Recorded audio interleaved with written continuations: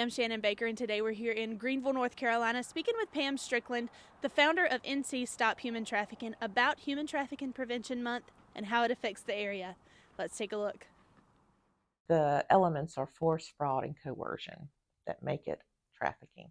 So for sex trafficking, what we're looking at is someone who manipulates or forces someone to have commercial sex, which means sex in exchange for something else of value. It doesn't have to be for money.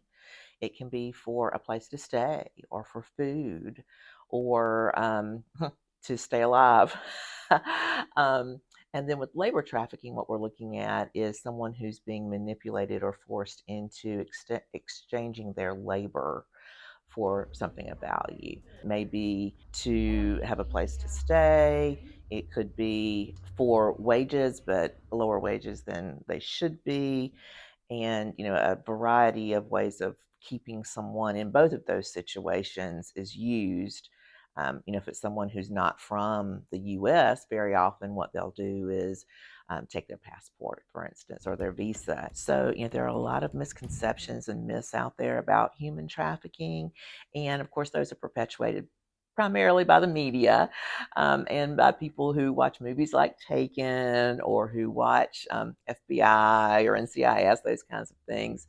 And, we're glad that the media is at least getting the idea of human trafficking out there and people are becoming more conscious of it. Unfortunately, though, the way they're portraying it is not accurate. You often see it portrayed as the victim is kidnapped or abducted. And so we have all these parents who are terrified that their child is going to get kidnapped, the white van going through the neighborhood, that kind of thing. And that almost never happens. And the real way that children and adults get trafficked is that someone recruits them and grooms them. And the most common way that that's happening currently is it starts online with people trying to be friends online and building a trust and then eventually wanting to meet in person many times. Or the exploitation can actually happen online. A perpetrator might watch a person for a couple of days to see who they're interacting with, and if they have a support network, that kind of thing.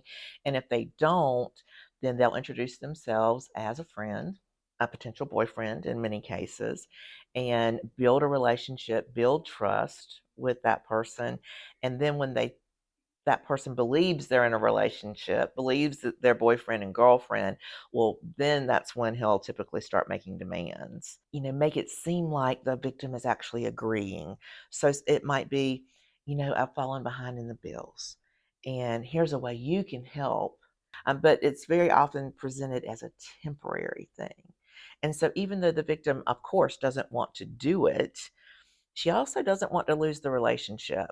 Sex trafficking and labor trafficking both can happen within the confines of a marriage.